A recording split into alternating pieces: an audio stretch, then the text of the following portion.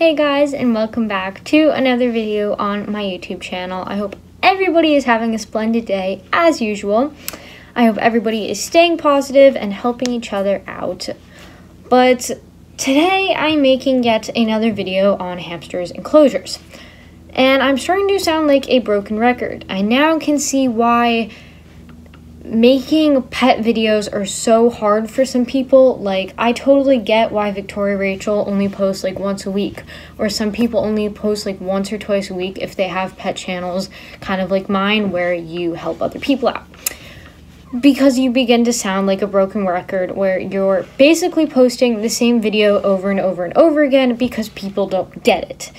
Now, this is not for everybody. I can guarantee some people definitely, I hope, have taken my videos into thought, done a little bit more research, and have been like, oh, maybe I should change this about this.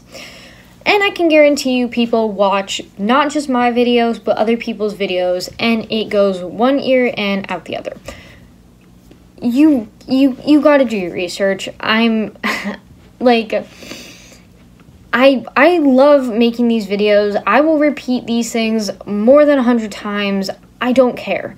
But when I'm posting the same thing and holding other people up on videos that maybe I should be posting other things for geckos or bunnies, but I need to repeat myself with hamsters and their enclosures,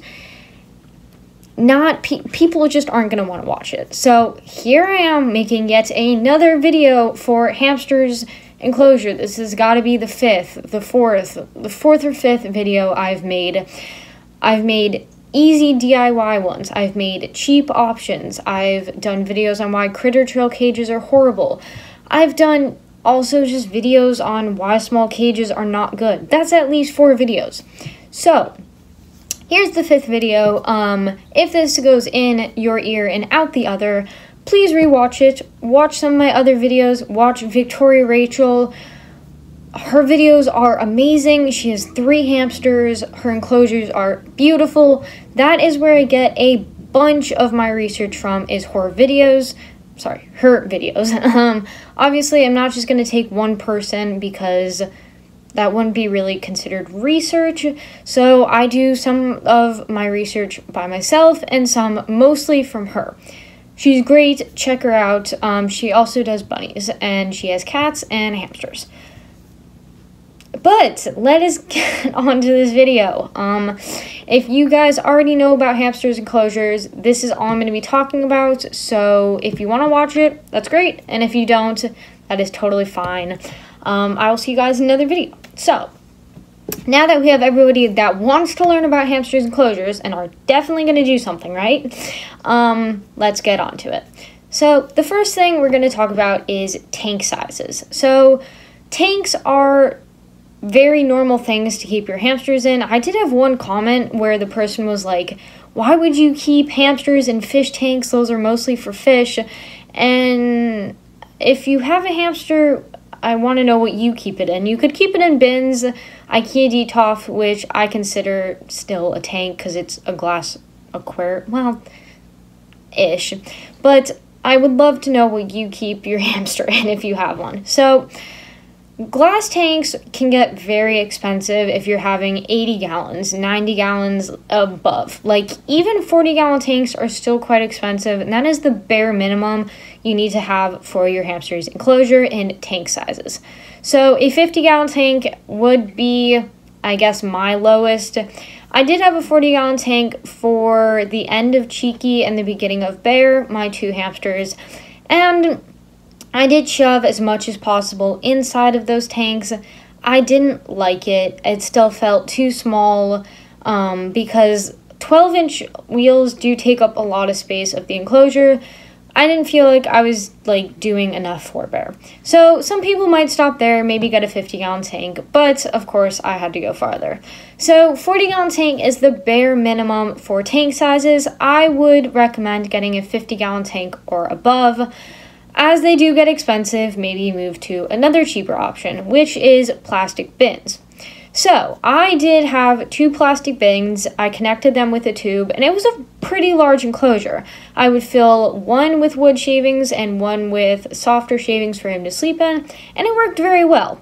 until he got very bored of that enclosure. I'm talking about Cheeky. Bear never had this. And decided to chew giant holes in the enclosure and try to break out. So there was 2 on each lid, 2 giant holes he chewed through. One by the handles, he popped both of the handles off.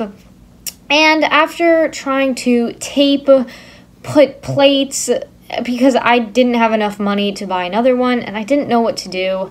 I didn't have the 40-gallon tank at the time. This is before it, so I didn't have much of an option. I tried to do everything I could, but if you're a Syrian hamster, notice how I say Syrian. Syrian hamsters are...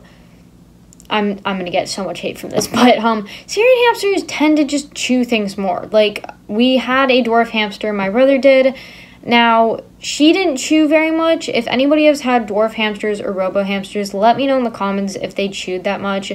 Lucky my brother's hamster did not chew anything. Literally nothing. I don't know how her teeth stayed in her mouth. It's probably from the food, but she didn't chew anything. While my Syrian hamsters, Bear and Cheeky, they chew everything. Bear tries to chew his lid off. Cheeky chewed out of his plastic enclosure and has gotten away multiple times. So, again, if your hamster is a chewer, I do not recommend plastic bins for that.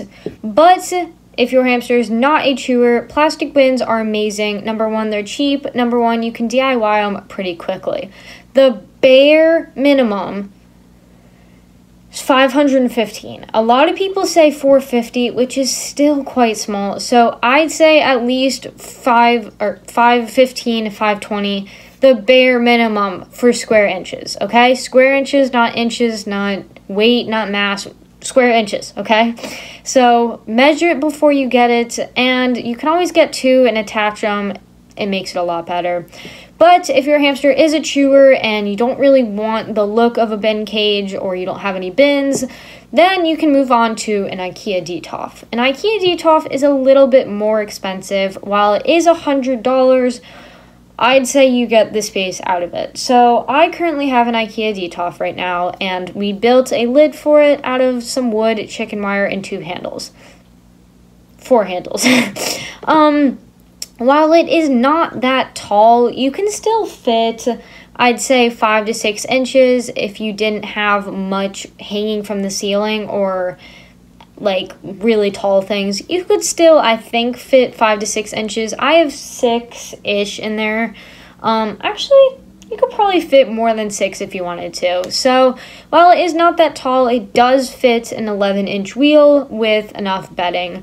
So IKEA Detolfs are super long. Right now I'm currently trying to build a second floor for Bear, so little heads up. But IKEA Detolfs are very nice, modern, I guess you could say, for your room, so they would totally fit in. They do fit an 11-inch wheel. If they probably could fit a 12-inch wheel, you might just have to build a lid a little bit higher. They fit enough bedding, and they are full of space, so you can put anything you want in it. The last thing I'm going to talk about is, an IKEA Detolf. I don't know the exact square inches, but I know it's over 1,000, so it is basically double from the bare minimum. So great space. You can build different levels. It really is amazing. Then the last thing I'm going to talk about, because this video is a little bit longer, is the Night Angel cages. I do know Pets Inc., which if you are not subscribed to her, definitely go check her out. She does amazing videos. But she does have a Night Angel cage, and I tutored somebody and told them to get a bigger size cage, so they got a Night Angel cage. I think Victoria Rachel used to have a Night Angel cage. Night Angel cages are very popular. They are on the expensive side. I don't know how much, but overall, they are quite big cages.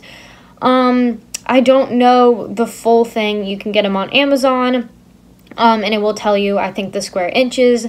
But they're nice cages. They have good lids. Oh my god, lids.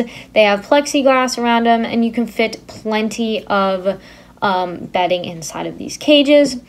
So those are a few cages between tanks, bins, Night Angels, IKEA Detolf. Those are 4 really good hamster enclosures, And notice how none of them have bars, none of them have mesh, and all of them can fit a good amount of bedding.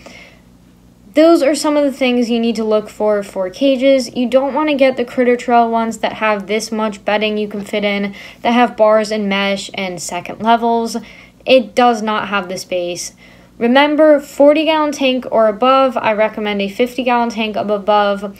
At least 515 square inches of floor space. And definitely give them time out of their enclosure too, either in a bathtub, in a playpen, or watching them in an empty room. I hope you guys did enjoy, and if you did, please like and subscribe. It helps me out so much. I love you guys, and I will see you in another video. Bye!